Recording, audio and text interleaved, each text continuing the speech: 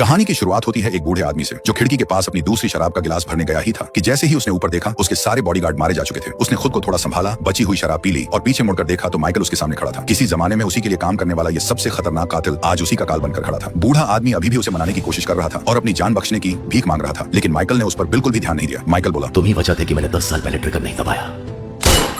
Michael भले ही बूढ़ा हो गया हो, लेकिन शेर बूढ़ा होने पर भी शेर ही रहता है। माइकल MI6 का एक तगड़ा एजेंट था जिसे एक मिशन में बात न मानने की वजह से काम से निकाल दिया गया था। अपनी जान बचाने के लिए वो एक सुनसान लाइट हाउस में छिपकर रह रहा था। उसका पुराना साथी हर कुछ दिन में अपनी भतीजी जेसी के साथ समंदर किनारे आता था। जेसी खुद एक छोटी सी नाव चलाकर किनारे तक आती थी और माइकल के लिए दरवाजे पर राशन पानी रख जाती थी। लेकिन एक बार सामान देकर लौटते वक्त अचानक से भयंकर तूफान आ गया। वापस जाते टाइम जेसी गलती से पानी में गिर गई। पास ही खड़ा उसका चाचा समय रहते पानी में कूद नहीं पाया और नाव के साथ समंदर की लहरों में बह गया। ये देखकर माइकल तुरंत अपनी छोटी नाव लेकर उन्हें बचाने निकल पड़ा। जहां वो लोग गिरे थे वहां पहुंचकर माइकल ने सीधे पानी में छलांग मार दी। जेसी को ढूंढने के बाद उसने जल्दी से उसके चारों तरफ उलझी हुई जाल की रस्सियों को खोला। तभी उसने पीछे मुड़कर देखा कि उसका पुराना साथी अब दुनिया में नहीं रहा। कोई और रास्ता ना देखकर माइकल को पहले जेसी को ही बचाना पड़ा। सही बात तो ये रही कि नाव पर चढ़ने के बाद माइकल ने जेसी के पेट से समंदर का सारा पानी बाहर निकाल दिया। बाद में जब जेसी को होश आया तो माइकल ने उसे बताया कि उसका चाचा अब नहीं रहा। वो अब नहीं है। बचपन से ही बिना माँ बाप के बड़ी हुई जेसी अब सच में पूरी तरह से अनाथ हो गई थी। जेसी के पैर की चोट में इन्फेक्शन फैलता देखकर माइकल को मजबूरी में नाव लेकर शहर की तरफ जाना पड़ा। उसे पता था कि MI6 के पास एक बहुत तगड़ा स्मार्ट खुफिया सिस्टम है। अगर वो किसी भी कैमरे में दिख गया तो पक्का उसके पीछे लोग पड़ जाएंगे और उसे मार देंगे। इसलिए मेडिकल स्टोर में जाते टाइम वो कैमरों से बचकर गया और बिल भरते टाइम भी उसने अपनी पीठ घुमा ली। इसके बाद वो एक कपड़ों की दुकान में गया और जेसी के लिए झटपट साफ कपड़े खरीदे। सब कुछ एकदम सेफ लग रहा था, लेकिन किसे पता था कि बाहर निकलते टाइम दरवाजे पर कुछ लड़कियां वीडियो कॉल कर रही होंगी। बस उसकी एक झलक दिखने की देर थी कि अगले ही पल MI6 के कंप्यूटर पर अलार्म बजने लगा। ऑपरेटर ने आंखों का स्कैन मैच किया और सारी जानकारी अपने कमांड सेंटर भेज दी। वहां के बॉस ने देखा कि सिस्टम माइकल को एक वांटेड के रूप में डिटेक्ट रहा है जिसे मार गिराना बहुत जरूरी है। बॉस ने बिना कोई देरी किए सबसे पास वाली अल्फा टीम को उसे घेर कर खत्म करने का ऑर्डर दे दिया। इसी बीच स्टीफन प्राइम मिनिस्टर से मिल रहा था। वो MI6 का पुराना बॉस था। कुछ 2 नंबरी कामों की वजह से उस पर केस चला था और प्राइम मिनिस्टर ने उसे सलाह दी थी कि वो बस अपनी रिटायरमेंट वाली जिंदगी आराम से जिए। स्टीफन ने मुंह से तो हाँ कर दिया, लेकिन उसके दिमाग में कुछ और ही चल रहा था। इधर घर लौटे माइकल को बिल्कुल भी नहीं पता था कि उसकी पोल खुल चुकी है। उसने घायल जेसी के घाव पर पट्टी बांधी और फिर उसे पहनने के लिए नए कपड़े दिए। रात के टाइम सब कुछ एकदम नॉर्मल लग रहा था और वो लोग खाना खाने वाले थे, लेकिन माइकल को अचानक कुछ गड़बड़ लगी। वो तुरंत उठा और दूरबीन लेकर समंदर की तरफ देखने लगा और सच में एक स्पीड बोट बड़ी तेजी से उनकी तरफ आ रही थी। माइकल ने जल्दी से कपड़े पहने और फिर जेसी को बाथरूम में छिपने और बाहर ना निकलने को कहा। इतना कहकर माइकल हाथ में अपना खंजर लेकर कमरे से बाहर निकल गया। बाहर आते ही उसने देखा कि अल्फा टीम जमीन पर उतर चुकी है। वो बिना किसी हड़बड़ी के रस्सी के पास आया और अपना खंजर लेकर तैयार हो गया। नीचे अल्फा टीम के सब आदमियों ने रात में देखने वाले चश्मे पहन रखे थे और वो धीरे धीरे हमला करने की पोजीशन ले रहे थे। उसने सही मौका देखकर रस्सी काट दी। एक बड़ा पत्थर तेजी से उनकी तरफ गिरा, फिर एक जाल उठा और एक बंदे को दबोच लिया। उसे खींचता हुआ सीधा समंदर में ले गया। फिर माइकल ने तुरंत बिजली का मेन स्विच ऑन कर दिया। अचानक से बत्ती जली तो आंखों में ऐसी चकाचौंध हुई कि पूरी टीम को अपने नाइट विजन चश्मे उतारने पड़ गए। लेकिन जब जगह के बारे में कुछ पता ही ना हो तो चाहे कितने भी लोग आ जाएं, सब मारे जाते हैं। टीम के इन आदमियों ने एक परछाई देखी और एक एक करके ऊपर चढ़ने लगे। जो पहला आदमी ऊपर पहुंचा वो ठीक से मुड़ भी नहीं पाया था कि माइकल ने उसके सिर पर मिट्टी के तेल वाला लैंप दे मारा और फिर एक सिग्नल वाली बंदूक से ऐसी गोली मारी कि वो तुरंत जलकर खाक हो गया। इसके ठीक बाद दूसरा आदमी ऊपर चढ़ा। अभी उसके पैर ठीक से टिके भी नहीं थे कि माइकल ने उसे वापस वहीं भेज दिया जहां से वो आया था। दूसरी तरफ एक आदमी घर के दरवाजे तक पहुंच गया, लेकिन जैसे ही वो कमरे में घुसा माइकल के कुत्ते ने उसे काट लिया।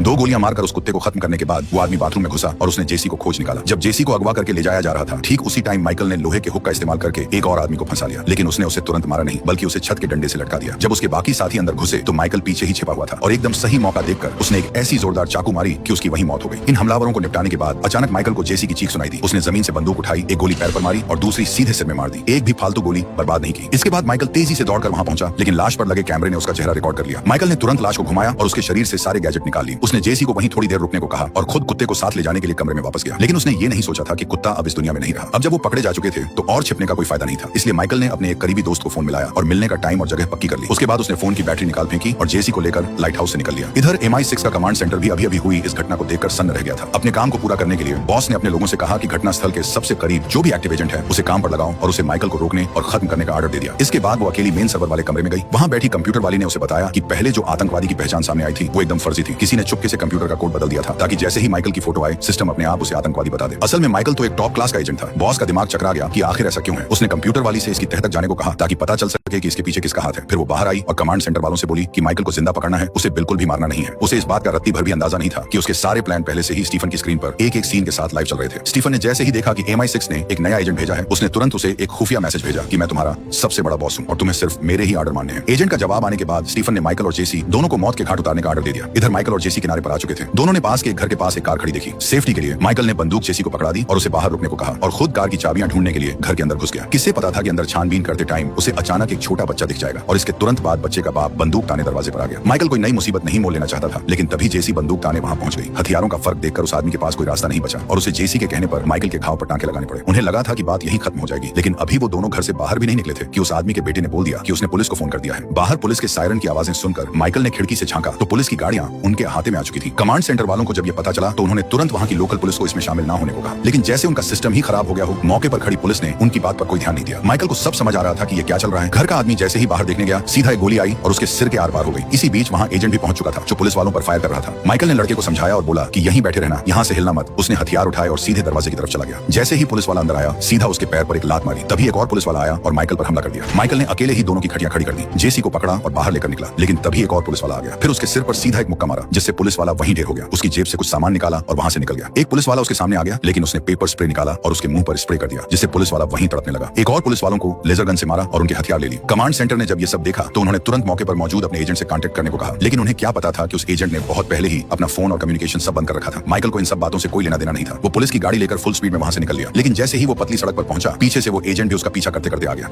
ये तो मानना पड़ेगा कि वोल्वो कार टक्कर सहने में बहुत मजबूत होती है। पीछे आ रहे एजेंट ने हार न मानते हुए 2 गोलियां दागी, लेकिन जब देखा कि इसका कोई असर नहीं हो रहा है तो उसने फुल एक्सीलेटर देकर सीधे कार को पीछे से टक्कर मार दी। लेकिन उसकी इस हल्की फुल्की टक्कर से वोल्वो कार का बाल भी बांका नहीं हुआ। माइकल भी उसके साथ उलझना नहीं चाहता था, इसलिए उसने अपनी कार दूसरी सड़क पर घुमा ली और फिर दोनों के बीच एकदम खतरनाक कार रेस शुरू हो गई। ये देखकर कि पीछे वाला एजेंट काफी परेशान हो चुका है, माइकल ने अपनी गाड़ी की तेजी से ब्रेक मारा और गाड़ी को धीमा कर लिया। फिर स्पीड बढ़ाते हुए एजेंट को सीधा पीछे से धक्का दे दिया और तब तक रुका नहीं जब तक नितिन गडकरी का इथेनॉल का मोय ना हो गई। जल्दी ही माइकल अपनी कार को एक लकड़ी के कारखाने में ले गया और दोनों एक दूसरी गाड़ी लेने के लिए नीचे उतरे। इधर वो एजेंट मरा तो नहीं था, लेकिन उसे बहुत भारी अपमान सहना पड़ा था। वो बंदूक लेकर सड़क पर जा रहे किसी अनजान आदमी की कार लूटना चाहता था, लेकिन किसे पता था कि पीछे से जल्दी ही पुलिस की गाड़ी आ जाएगी। वो पहले से ही गुस्से में पागल हो रहा था और सामने से पुलिस को आता देखकर उसने बिना कुछ सोचे समझे उन्हें सीधा जमीन पर सुला दिया। इधर MI6 का बॉस स्क्रीन पर माइकल को देखकर गहरी सोच में डूब गया था। उसने तुरंत पुराने बॉस स्टीफन को फोन घुमाया और पूछना चाहा कि आखिर इस माइकल की पूरी कहानी क्या है। उसने जल्दी से बात को घुमाते हुए समझाया कि माइकल ने एक बार एक सीक्रेट मिशन में बात नहीं मानी थी और सरकार जिस बंदे को मारना चाहती थी उसे उसने जाने दिया था और फिर वो खुद भी गायब हो गया। ये आदमी बहुत खतरनाक है और अब जब उसका पता चल ही गया है तो उसे पूरी ताकत लगाकर खत्म करना ही होगा। स्टीफन की बातों पर बॉस को पूरी तरह से भरोसा नहीं हुआ। फोन काटने के बाद वो कंप्यूटर वाले के पास गई और उससे एक पेन ड्राइव ली। वापस आकर जब उसे खोला तो उसमें वही मिशन था जिसमें स्टीफन के कहने पर माइकल ने काम किया था। फाइलों से पता चला कि माइकल ने ईरान के एक साइंटिस्ट को इसलिए नहीं मारा था क्योंकि उसने खुद ही परमाणु हथियारों का नक्शा सौंप दिया था और माइकल ने उसे वहां से सेफ निकलने में मदद की थी। ये सब देखने के बाद बॉस को और पक्का यकीन हो गया कि माइकल को ऐसे ही नहीं मारा जा सकता, उसे हर हाल में पूछताछ के लिए वापस लाना ही पड़ेगा। उसे इस बात का जरा भी अंदाजा नहीं था कि उसकी एक एक हरकत ऊपर लगे कैमरे में रिकॉर्ड हो रही है। ये देखकर स्टीफन बहुत निराश हुआ और सोचने लगा कि इन नए एजेंटों से काम निकलवाना सच में बहुत मुश्किल काम है। इसी बीच माइकल और जेसी उस दोस्त के पास पहुंच चुके थे जिससे उसने पहले बात की थी। जब माइकल ने रिटायरमेंट लिया था तब इसी दोस्त ने एक आम आदमी के नाम का इस्तेमाल करके उसकी असली पहचान छिपाने में मदद की थी, जिससे माइकल मानो दुनिया की नजरों से एकदम गायब ही हो गया था। लेकिन इससे पहले जब MI6 ने पहली बार स्कैन किया था तो रिजल्ट में वो एक आतंकवादी निकला था। ऐसा खेल करने वाले बंदे के लिए माइकल के दिमाग में सिर्फ एक ही नाम था और वो था स्टीफन। हालांकि स्टीफन MI6 के बॉस की कुर्सी से हट चुका था, लेकिन उसका पावर अब भी बहुत था और वो अपनी हद से बाहर जाकर दूसरे एजेंटों को भी ऑर्डर दे सकता था। स्टीफन के पास पूरे सिस्टम को चलाने का एक्सेस भी था, इसलिए अब माइकल के पास छिपने का कोई रास्ता नहीं बचा था। इस मामले को सुलझाने का सिर्फ एक ही तरीका था और वो था स्टीफन को खत्म करना। इसलिए माइकल जेसी को अपने साथ नहीं रखना चाहता था क्योंकि वो उसकी जान की गारंटी नहीं ले सकता था। लेकिन हाल ही में हुई इन खूनी लड़ाइयों की वजह से जेसी माइकल से जुड़ गई थी और माइकल को छोड़कर वो किसी और पर रत्ती भर भी भरोसा नहीं करती थी। सबसे बड़ी बात तो ये थी कि उसके दोस्त को कैंसर था और वो जेसी की देखभाल करने की हालत में बिल्कुल नहीं था। मजबूरी में उसका दोस्त सिर्फ थोड़ा बहुत पीछे से सपोर्ट करने का काम ही कर सकता था। बात खत्म करने के बाद उसका दोस्त जाने की तैयारी करने के लिए बाहर निकल गया। घर के अंदर जब माइकल जेसी को बुलाने गया तो अचानक उसे कुछ अजीब सी आवाजें सुनाई दी। उसने तुरंत जेसी को एक कोने में छिपने को कहा और फिर पास ही से एक लोहे का औजार उठाकर दरवाजे के पीछे छिप गया। बाहर वाला एजेंट भी कोई कच्चा खिलाड़ी नहीं था, वो हाथ में बंदूक लिए धीरे धीरे अंदर की तरफ बढ़ रहा था। तभी उसने एक गोली चलाई जिसे देखकर माइकल तुरंत भागकर छिप गया। एजेंट लगातार गोलियां चलाता रहा। तभी माइकल ने अलमारी उसके ऊपर धकेल दी, फिर एक जोरदार लात मारी। गुस्से में एजेंट ने माइकल की गर्दन पकड़ ली। माइकल ने तुरंत एक चम्मच उठाया और सीधा उसके हाथ में घोंप दिया, फिर उसे दीवार की तरफ धकेला और उठाकर दूर फेंक दिया। दोनों के बीच खतरनाक फाइट शुरू हो गई। एजेंट ने तुरंत धक्का देकर माइकल को जमीन पर गिरा दिया। दोनों एक दूसरे के आमने सामने कुर्सियों पर बैठ गए। जेसी यह देखकर सोचने लगी, अब क्या मोदी वर्सेस राहुल गांधी करेंगे क्या? तभी एजेंट ने एक चाकू निकाला और माइकल ने लकड़ी का एक टुकड़ा उठा लिया। फिर दोनों एक दूसरे पर टूट पड़े। माइकल ने सीधा उसके पेट में घोंप दिया और उसे एक जोरदार लात मारी जिससे वह जमीन पर गिर गया। आखिरकार एजेंट ने माइकल को धर दबोच लिया, लेकिन तभी जेसी गन लेकर एजेंट पर तान दी। फिर माइकल और जेसी तुरंत वहां से भाग गए। बाहर निकलकर माइकल और जेसी कार में बैठे और तेजी से वहां से निकल लिए। पीछे बचा हुआ एजेंट सिर्फ फॉर्मेलिटी के लिए कुछ गोलियां ही चला पाया। जल्दी ही स्टीफन को मिशन के फिर से फेल होने की खबर मिल गई। उसने तुरंत और एजेंट भेजने का ऑर्डर दिया क्योंकि उसे हर हाल में माइकल की लाश चाहिए थी। इधर माइकल अपने दोस्त को अलविदा कहने के बाद जेसी के साथ कार में लंदन की तरफ निकल पड़ा। वो स्टीफन की दुश्मन का नामो निशान मिटाने वाली फितरत को अच्छी तरह से जानता था। जेसी का चाचा माइकल का साथी था और दोनों पहले स्टीफन के अंडर काम करते थे। इस बार स्टीफन उसे मारना चाहता था तो पक्की बात है कि वो जेसी को भी नहीं छोड़ेगा। इसलिए माइकल को जेसी को किसी एकदम सेफ जगह पहुंचाना ही था। रात के टाइम वो दोनों एक नाइट क्लब के दरवाजे पर पहुंचे। उन्होंने जानबूझकर अपने चेहरे दिखाए और माइकल ने दरवाजे पर खड़े बाउंसर की जमकर पिटाई भी कर दी। आराम से अंदर जाने के बाद स्टीफन को तुरंत उनके अड्डे का पता चल गया। इस इसलिए उसने फौरन अपने हत्यारे एजेंटों की एक टीम को उन्हें खत्म करने का ऑर्डर दे दिया और उसकी इसी बेवकूफी ने उसी की पोल खोल दी। MI6 के कंप्यूटर वाले ने बहुत पहले ही एक जाल बिछा रखा था कि अगर कोई बाहर का बंदा अपनी पावर से बाहर जाकर कुछ भी करेगा तो सिस्टम तुरंत उसका पता बता देगा। पर्दे के पीछे खेल रहे असली मास्टरमाइंड को देखकर बॉस को भी पिछली सारी कहानी समझ में आ गई। हालांकि अभी सबसे जरूरी काम माइकल को पकड़ना था। नाइट क्लब में माइकल ने क्लब के मालिक को खोज निकाला। उन दोनों ने पहले स्टीफन के लिए कई 2 नंबरी काम किए थे। अब स्टीफन माइकल को मारना चाहता था तो जाहिर सी बात है कि वो सिर्फ उसी को नहीं मारता। इसलिए माइकल ने एक बहुत ही सिंपल सी डील रखी। उसने मालिक से कहा कि वो पहले जेसी को किसी सेफ जगह पहुंचाने का इंतजाम करे और माइकल खुद स्टीफन को खत्म करने के लिए वहीं रुकेगा। मालिक थोड़ी देर के लिए हिचकिचाया, लेकिन वो जानता था कि माइकल बिना बात के आकर ऐसा मजाक नहीं करेगा। आखिर में दोनों के बीच बात पक्की हो गई। थोड़ी देर के इंतजार के बाद मालिक एक पासपोर्ट और कुछ कैश ले आया। उसने कहा कि जैसे ही माइकल जेसी को बंदरगाह तक पहुंचा देगा कोई उसे वहां से लेने आ जाएगा। लेकिन तभी बाहर स्टीफन की कातिल टीम नाइट क्लब के दरवाजे पर धमक चुकी थी और साथ ही MI6 की अपनी टीम भी उसी तरफ आ रही थी। उसने सामान उठाया और जेसी को लेकर निकलने की तैयारी करने लगा। वो अभी डांस फ्लोर तक पहुंचा ही था कि उसने स्टीफन के गुंडों को देख लिया। माइकल ने कोई जल्दबाजी नहीं की, बल्कि उसने एक बाउंसर को अपनी ढाल बना लिया और जब वो भारी भरकम आदमी नीचे गिरा, सामने वाले की पिस्तौल छीनी और उसकी जान के आर पार गोली उतार दी। डीजे के शोर का फायदा उठाते हुए माइकल बाहर की तरफ बढ़ता रहा। उसने सामने एक दूसरे एजेंट को देखा, एक शराब का गिलास उठाया, उसका निचला हिस्सा तोड़ दिया और कुछ ही कदमों में उसके पीछे पहुंच गया और सीधा उसे एक ही बार में ढेर कर दिया। उसने एक एक करके सबको बड़ी आसानी से निपटा दिया। ये देखकर कि सामने एक और बंदा चारों तरफ नजर गड़ाए हुए है, माइकल ने जेसी को कोने में रुकने को कहा। फिर वो धीरे धीरे उसके पास गया और अपने खतरनाक हमलों की एक ही झड़ी से उसे भी हमेशा के लिए सुला दिया। लगातार बचकर निकलने की कोशिश कर रहे माइकल और जेसी जल्दी ही उनकी नजरों में आ गए और 2 गुंडों ने उन्हें बीच में घेर लिया। पीछे हटने का कोई रास्ता न देखकर माइकल जेसी को लेकर बाथरूम में घुस गया। अपनी सारी गोलियां खत्म होने के बाद माइकल जेसी को लेकर तुरंत चकमा देकर बाहर निकल आया, लेकिन क्योंकि सामने वाले तादाद में ज्यादा थे इसलिए हाथापाई के बीच किसी ने उसके पीछे चाकू से एक गहरा कट मार दिया। दुश्मनों के भारी दबाव में आकर माइकल को मजबूरी में अपने पीछे बने बार के काउंटर में कूदना पड़ा और बाहर खड़ी जेसी को उन गुंडों ने सीधे उठा लिया। उन्होंने तेजी से जेसी को बाहर खड़ी एक वैन में पटक दिया। माइकल भी उनके पीछे बाहर आया और उनका पीछा करने ही वाला था, लेकिन उसे अंदाजा नहीं था कि उसका आमना सामना MI6 की मेन टीम से हो जाएगा। ये कोई सफाई देने का टाइम नहीं था, इसलिए माइकल ने सामने आते ही सीधा फायर कर दिया। आखिरी गोली की आवाज शांत होते ही डरी सहमी जेसी ने माइकल को कार का दरवाजा खोलते हुए देखा। तय टाइम पर बंदरगाह पहुंचने के लिए माइकल ने एक मोटरसाइकिल ली और फुल स्पीड में वहां से निकल लिया। हवा से बातें करते हुए दोनों टाइम पर बंदरगाह पहुंच गए। जेसी चाहती थी कि माइकल भी उसके साथ चले, लेकिन माइकल ने कहा कि वो अपने वादे का पक्का आदमी है। बार के मालिक ने उसकी मदद की है तो उसे भी अपना वादा निभाते हुए स्टीफन को खत्म करना होगा। जेसी को यह सब समझ नहीं आ रहा था और ना ही वो समझना चाहती थी। उसकी नजरों में अब माइकल ही उसका इकलौता परिवार था। तभी अचानक हुई फायरिंग ने उन्हें और ज्यादा बात करने का टाइम नहीं दिया। जेसी को वहां से रवाना करने के बाद अब माइकल को कोई टेंशन नहीं थी। उसने पीछा करते हुए आई एजेंट के साथ कुछ देर एक दूसरे को नापते हुए फायरिंग की जब तक कि दोनों की गोलियां खत्म नहीं हो गई। इससे पहले हुई दोनों लड़ाइयों में माइकल ने उसकी जान बख्श दी थी, लेकिन अब उसे यूं हाथ धोकर पीछे पड़ा देखकर माइकल को भी अब कोई रहम दिखाने की जरूरत नहीं लगी। उसने एजेंट को सीधा उठाकर पटक दिया, फिर एक जोरदार लात मारी जिससे एजेंट दूर जाकर गिरा। फिर माइकल ने सिकड़ उठाया और सीधा उसके मुंह पर दे मारा और लगातार मारता रहा। तभी एजेंट ने उसे रोक लिया और माइकल को जमीन पर पटक दिया। फिर उसका गला जोर से पकड़ लिया। माइकल गुस्से में उसे सीधा घुमाकर पटक दिया, फिर एक पाइप से उसकी पीठ पर जोर से मारा। इसके बाद उसने फिर से सिकड़ उठाया और लगातार मारता रहा। आखिर में उसने पाइप में सिकड़ लपेटी और एक ही बार में एजेंट का काम तमाम कर दिया। अगले दिन जब स्टीफन खिड़की के पास खड़ा होकर अपनी शराब का गिलास भर रहा था, उसने ऊपर देखा तो बाहर के सभी सिक्योरिटी गार्ड मारे जा चुके थे। वो अपने दिल में अच्छी तरह जानता था कि ये हमला किसने किया है, इसलिए उसने बड़े आराम से अपनी शराब का आखिरी घूंट पिया और पलटा तो माइकल उसके सामने खड़ा था। स्टीफन भले ही MI6 से रिटायर हो चुका था, लेकिन उसकी राजनीति की भूख बहुत बड़ी थी। वो अपने दामन के सारे दाग एकदम साफ करना चाहता था, इसलिए उसने उन सभी लोगों को निपटाने की सोची जिन्होंने पुराने टाइम में उसके लिए 2 नंबरी काम किए थे। 10 साल पहले माइकल ने उसे नहीं मारा था, बल्कि गुमनाम जिंदगी जीने का फैसला किया था। लेकिन अब स्टीफन को इतना एहसान फरामोश देखकर माइकल उसकी कोई भी फालतू बात नहीं सुनना चाहता था और उसने एक ही गोली से उसे समय से पहले ही नर्क का रास्ता दिखा दिया। 3 महीने बाद स्पेन के रोम में अकेली रह रही जेसी एक किताब पढ़ रही थी। MI6 लगातार उस पर नजर रखे हुए था। वो जेसी के जरिए गायब हो चुके माइकल को ढूंढना चाहते थे। जैसा सोचा था, जल्दी ही कैमरे का मुंह जबरदस्ती ऊपर कर दिया गया। फिर एक आदमी ने जेसी को एक पेपर बैग दिया जिसके अंदर माइकल की इस्तेमाल की हुई शतरंज की एक गोटी थी। उस शतरंज की गोटी को देखकर जेसी तुरंत समझ गई कि माइकल उसके पास वापस आ गया है। इस वीडियो को बनाने में बहुत मेहनत लगी है और इस वीडियो से एक पैसा भी नहीं मिलने वाला, तो प्लीज भाइयों एक लाइक कर दो और चैनल सब्सक्राइब कर दो।